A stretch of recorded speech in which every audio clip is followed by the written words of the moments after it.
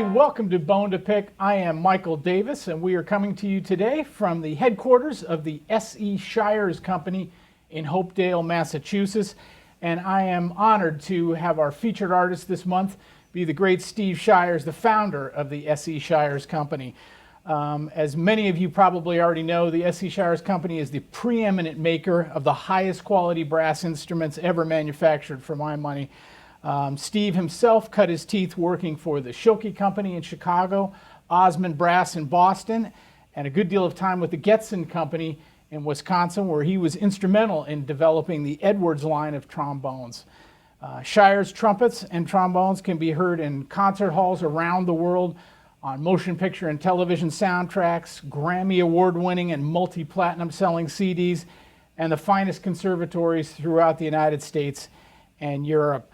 I am honored that Steve lent his artistic talents to making a signature trombone of mine, the Michael Davis trombone. And Steve, in addition to being a genius at making brass instruments, also an extremely accomplished trombonist himself. He studied with the great Frank Crisafulli and Ed Kleinhammer, and I'm honored to call him my friend. Steve, thanks so much for taking time out of your very busy schedule to be on Bone to Pick today. Well, thank you very much for coming up. My pleasure. Let's jump in and talk about your early years. I know you grew up in Iowa. Yep. And what made you, what drew you to the trombone and those early years of starting to make musical instruments? I think I began to play trombone because there were already too many drummers and trumpet players that signed up. But I do remember one time when I was young, already a trombone player, but I was driving with my father in the car, and we were listening to public radio, and there was J.J. Johnson playing My Favorite Things. And I heard that for the first time, and it was the first time I looked at trombone as something that everyone might want to listen to, not just another trombone player. And I think I kind of fell in love with it at that moment. And, ever since then, that was something I was dedicated to. Mm-hmm. Yeah, very cool. I think JJ had that impact on a lot of us, right? Yeah. It's just like he just draws you in, that sound, and his approach to music is so incredible. Well, let's talk a little bit about your time at University of Iowa, and in particular, I was interested in doing a little prep for this interview, how you started a little bit of your first designs for designing trombones at West Music Company in Iowa. I worked for a company called West Music Company in Iowa. I studied with John Hill and George Krem at the University of Iowa, both really fine trombone players. Yeah. At West Music, I started in their repair shop just doing cleaning rental instruments and taking dents out of them and getting them ready to rent out, and I just got kind of interested in tinkering, so I'd try making an open wrap on my own. And I remember I made an alto trombone by cutting down an old Holton, really small old Holton small bore, and making it into an alto early on. So that was the very first Shires trombone, that's as right, they say? Yeah. That's great. And as I mentioned in the introduction, you obviously were a very accomplished trombonist yourself. What was that? I know you made the move to Chicago after being in Iowa. What was that like? And then I know you studied with the great Frank Crisafulli and Edward Kleinhammer. How was that experience? It was great. I mean, I moved to Chicago to study trombone more than to work, but I worked at Schilke's, which was also a great experience. They really had the eye for quality, and everything they did, they wanted it first rate. But living in Chicago and studying there was awesome as well. I also studied with Jacobs, probably even more than Kleinhammer and Crisafulli. And the best brass playing, I think, orchestral brass playing in the world was in Chicago at the time. And sure, no question. And Herseth became a huge influence as well. Just the way he created a sound, but also the way he sort of led the orchestra from the first trumpet position. Mm-hmm. Yeah. And so, what was that like in terms of working at Chillkey? Was Was the old man there at that point, or where No, was he? no. I worked for Reynolds Jr. Okay. Reynolds Sr. had passed I don't know by the whole then. history of the lineage of the Schilke family. Yeah, but, I think Reynolds Jr. probably, or Reynolds Sr. probably passed in 1982 or 83, and Okay. I started there in 84, 85. And Okay. just worked for a couple of years, learned to spin bells there. Okay. You know, it was really good to get the feel for quality that you need to go further in this sort of business. You think that helped shape your? I mean, I think to me your level of quality is second to none. Do you think that helped shape? The way you would I mean, the approach it? craftsmanship on Schilke trumpets was always second to none, for sure, and they were very influential on Yamaha instruments, which are very well made as well. Yeah. So following your time in Chicago, then I think this is around 1986, you moved to Boston and started working both playing wise, and you were working with Osmund Brass at the time. That's right. And And Osmond Brass was one of the best repair companies, is one of the best repair shops in the country. And I went from, being a pretty good repairman, I think, to going a lot further, learning a lot more about how to repair valves and make valves. And I experimented a lot with installing axial flow valves. And we actually had some bells made for us that we'd heat treat in different ways to get different sounds. So I really started doing a lot more customizing of trumpets and trombones while I was there. were you? Because I know on my horns the slides are just impeccably great, and every one of them that I'm going to try, they're all great. Were you already starting to think about design of slides or working on slides at that point? Well, I mean, yeah, I did a lot of repair work on slides, and if you, the more you do, the better you get, and you start figuring out the important things. I mean, it's surface finish, it's quality of chrome plating and surface finish there, it's how parallel they are, how straight they are, and how much tolerance there is, and it's, it's as simple as that, but it has to be really, really done the right way. Yeah, interesting. And with those early Osmond Shires bells, I understand you had people in the Philadelphia Orchestra, San Francisco Symphony started playing these. Did that kind of give you your first big launch into some of the top professionals playing it? Yeah, or? I think people got to know who I was, and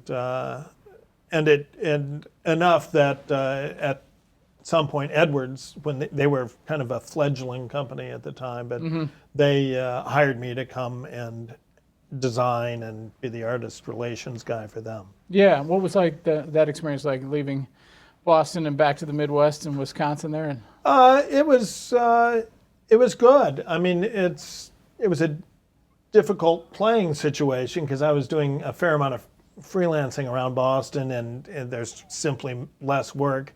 And anytime you come to a new town, you're going to get less work. So I did a little less playing there, but I got to have a big influence, I think, on the Edwards instruments, and I got to meet guys like Joe Alessi and Charlie Vernon and Mark Lawrence and all these guys that were,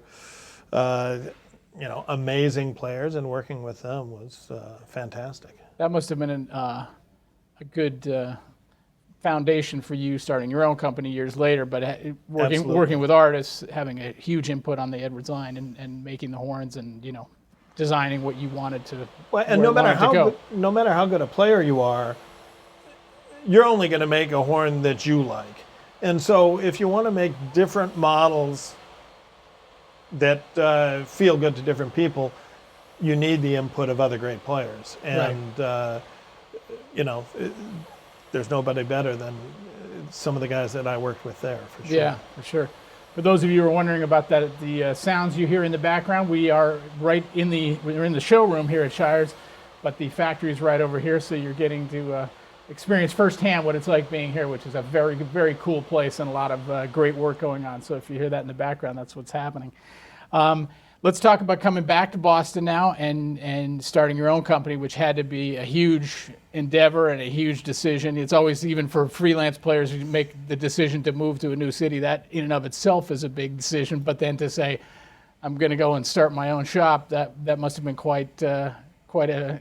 Let's just jump in the deep end here. What were your memories of that time? Well, I mean, I couldn't have done it without the support of my wife. My wife has always had a good job. She's an actuary, Kathy Shires, and she was ready to move back to the company she left in Massachusetts, and I was ready to kind of do something different after a couple years back in the Midwest. So we moved back here, and I started acquiring some used equipment in my basement to start making instruments. I was working as a repairman at the same time, so I didn't completely jump out to making instruments all at once. But, do you remember what the first trombone you made that you felt was like okay, here it is. I can put this out as the S.E. Shires trombone. You know, I was really lucky.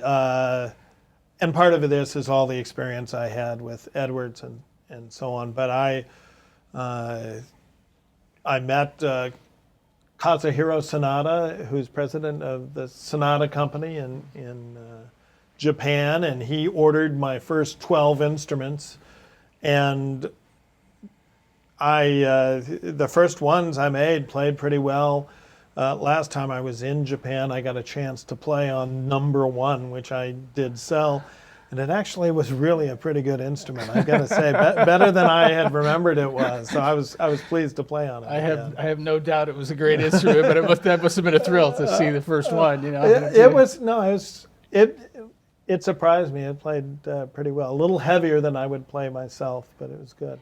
And having gotten to meet Kazu, I mean, he's a wonderful man, and his shop over there, for those who haven't had the good fortune of being to Joy Brass in Tokyo, amazing. I mean, amazing nice shop. facility. I mean, beautiful. And you'll be pleased to know last time I was there, it was lined with Shires all over the place. So trombones and trumpets. So it's a great thing.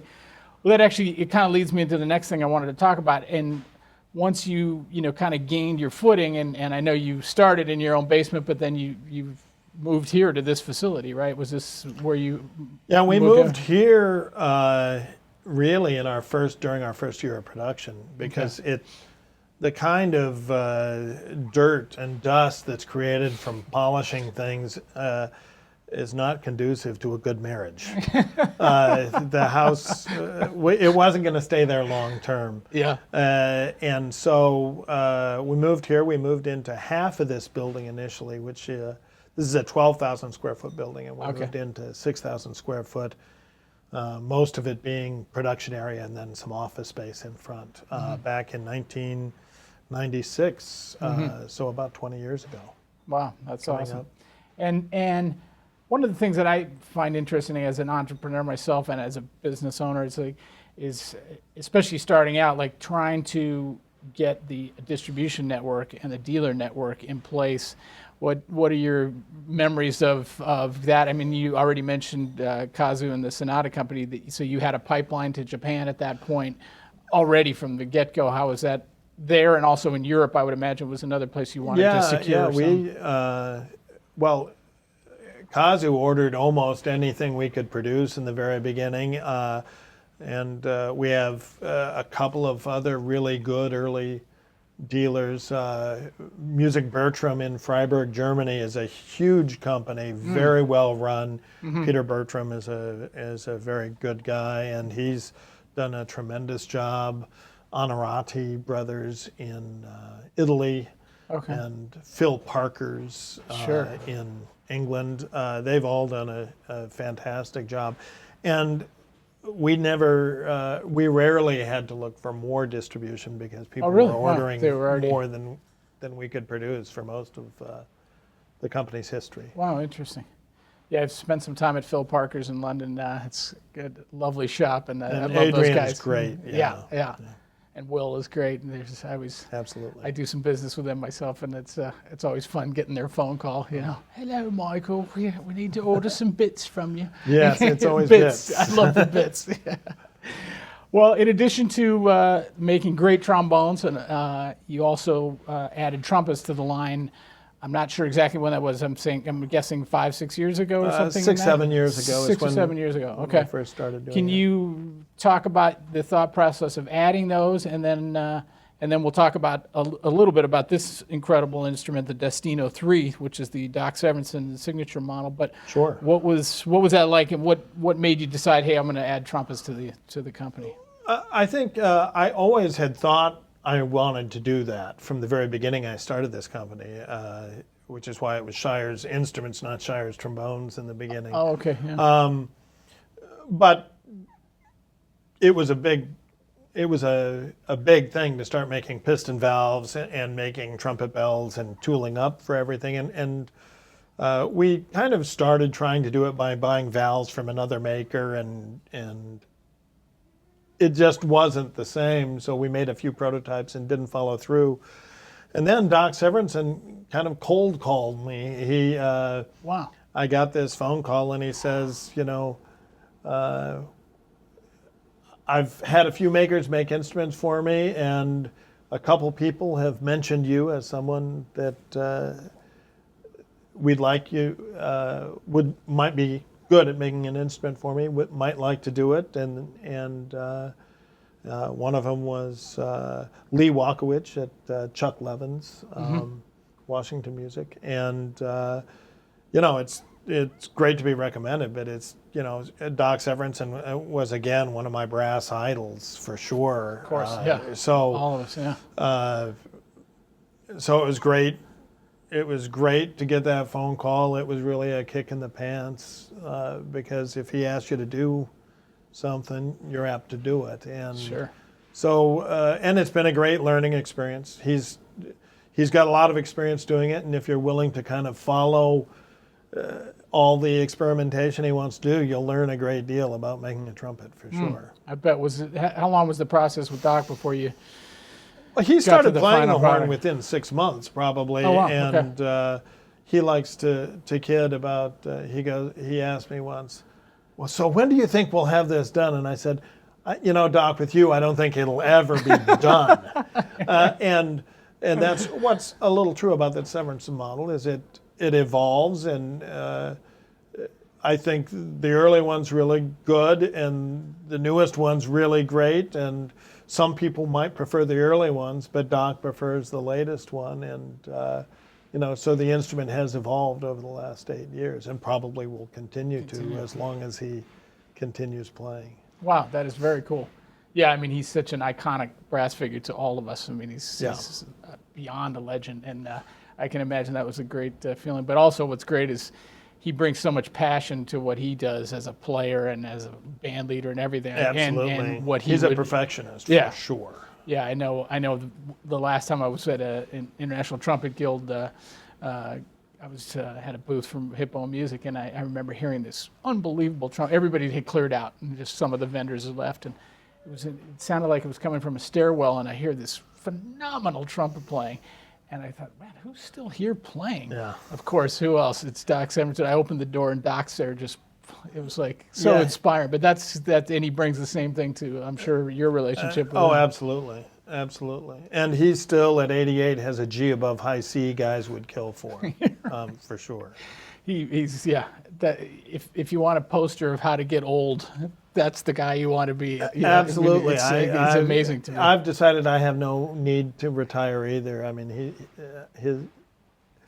he thought about retiring a couple of times, but I just don't think it took. Yeah, thank goodness. We're all glad he didn't retire, that's for sure. Absolutely. Well, if you don't mind, I'll get a little self-indulgent and talk about my horn a little bit, our horn, I should say.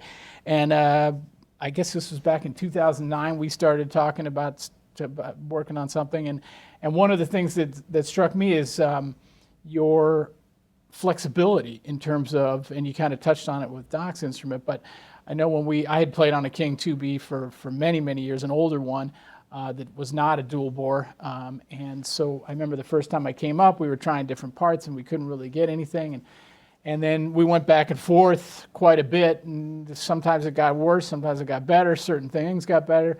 And I remember we had a few months where we weren't, you were busy with all the other stuff, and I didn't hear from you, and you didn't. Anyway, that's unimportant. But I just remember the one day you called me up. It was in the fall of 2010, I think, and you said, "Mike, I got it.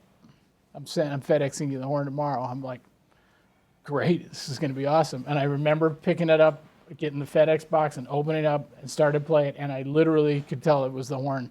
And that's, I'll be forever grateful to you for that, because it was incredible. And I don't know what you thought about between the time that we were still, and then there was a little break, and then all of a sudden, boom, it was so much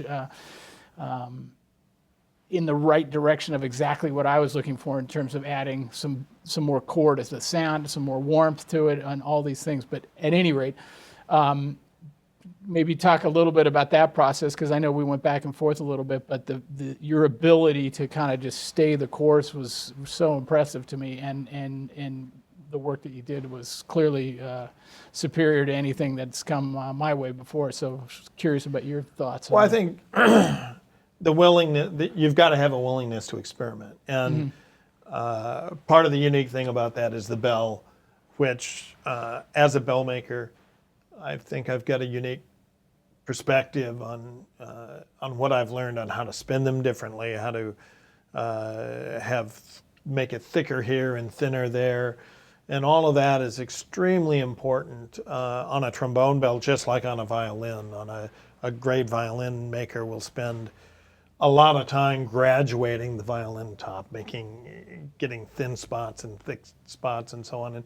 And that's important in a trombone, and not everyone wants the same thing, but you've got to learn what all that stuff does. And I think on your horn, we were also willing to, it's not an instrument where we just took parts out of a bin and put it together. The cork barrels are different than our other instruments, and the tuning slide's a little different, and the hand slide crook. One of the reasons you had to wait is the hand slide crook, we decided to make it wider than a King 2B, but narrower than a Con 6H, which was sort of the one that we had initially used on the Shires small bores. And first we made a die for it that was the same as the King, and you said maybe a little wider. And we made the wider one, and it worked out. And so part of it is waiting for the tooling to get done, because we don't make all of our tooling in-house. Yeah. And I'm glad you did that. And I've gotten a lot of comments on people who pick it up and say this feels more like a, it's not a large bore tenor, but it has that feel. It's more substantial. And I rarely even pick up my old King that I played for a quarter of a century. But when I do, and I don't mean this in a disrespectful way, but it feels like a toy to me. I can't even believe this is what I felt so comfortable with now, because this is so, it just has, it's so much more substantial. And yet, but you can, what's amazing about it to me is it's just that you can do all those things that you could do on a King as well. You can zing it, you can get the brightness if you need it, but it's got this other thing. So it's really great. And then a couple years ago, you guys went right back at it and did the Michael Davis Plus, which is closer to a 3B, and that plays great. And even your attention to detail, I know we talked a lot about should it be an 8-inch bell, a 7 3/4-inch bell, and it's makes such a big difference. And we settled on you guys, it was your advice to go with the 7 3/4, and you were absolutely right. And just goes to show you, so in my mind, I would think, oh yeah, whatever, but it's not whatever. It's like important. That shocked me how much difference that 1/4 of an inch makes in how the horn projects. And I think with our bell mandrel and stuff for this horn, it was going to be big enough. It was going to sound big enough. So if anything, you just wanted a little more projection and center. If you had to pick your one favorite thing in terms of your role, in terms of what you do in terms of making the instruments, would it be spinning the bells, or is it in the design process, or is it? I enjoy spinning bells, but it's a little more. It's more therapeutic at this point than. It's not a big challenge. That part is not a big challenge. I've done a lot. It's probably like a potter making another pot. I mean, I enjoy that part of it.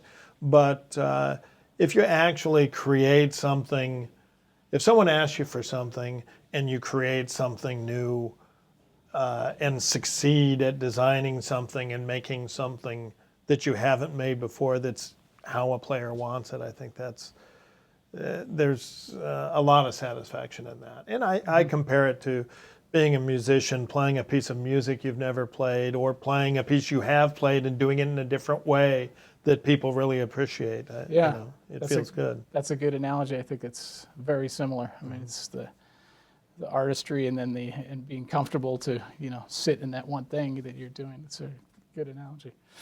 Well, in 2014, S.E. Shires was purchased by the Eastman Brass Company, and that's I'm sure creates challenges, but it's also created a lot of positive things in terms of distribution and production capacity and et cetera, et cetera. And how has that worked out for you? And I'm just glad to see even coming in the showroom today. I haven't been to the factory in about a year and a half, and it looks great. And it's looking great, and it's just feels good. Yeah, obviously, one of the things we needed was the capital necessary to grow. Manufacturing companies take capital to grow, and it's something that we needed for a long time. So having a little money to spend on the showroom is great. The employees themselves get to have stuff like 401ks and other benefits that, we always provided some benefits, but a bigger company can do a better job with that as well. Yeah. So it's great for the employees. For me, it takes a lot of stress off, and I'm getting more and more into designing new instruments, working with artists going forward, designing other models for artists that they'll be comfortable playing on. Yeah, that's great. And I should add that I was, as an artist and a person that's a big proponent of S.E. Shires instruments, I was so glad to see your team remain in place, and particularly Samantha Glazer, who's amazing to work with all the time, and Ben Griffin and James Monahan, and I know I'm leaving out a few folks, but you have a great team here. And it is and a Wes good team. Hopper, who I should also give a special thank you to, because I think a lot of my horn being in existence had to do with him persevering and giving his insight. But it's great that your team is still here doing the great work that they do. And a lot of the people that aren't here, like Wes, is still a friend of the shop, but he doesn't work here on a day-to-day basis. But, we talk constly, and he still occasionally works for us, as does Gabe Langfer, who I think you know as well. Sure. So it's great when you can, when you've got people, even if they leave to do more playing or whatever, if they can, that you have a good relationship with them, and they still have input to the company. Yeah, that's great. It's always a pleasure working with all these folks. It's terrific. So would you say the future for you holds what you just described, working with artists and product development and exactly. I'll be making prototypes, and we have pretty wide acceptance with our B flat and C trumpets, but I think we want to get into even more orchestras and so on, and so I'll be working with orchestral trumpet players and jazz trumpet players and more orchestral trombone players as well, to continue refining the instruments and creating things that are a little bit different than what we've offered before. Nice. Well, I know I speak for the entire brass world. We look forward to all the future Steve Shires creations, because it's going to be, as always, it's going to be something special. Steve, I like to kind of wrap up all of our interviews with all the great artists and with this kind of thought, and is just kind of giving a piece of advice to young folks who are looking at this and saying, man, I want to be Steve Shires. What do I do to be Steve Shires? Can you give us some insight into what you would say to somebody who's looking at becoming an instrument maker, becoming an entrepreneur, and doing all the great stuff that you've done throughout your career? I think, again, it's the same as playing or anything else you want to do.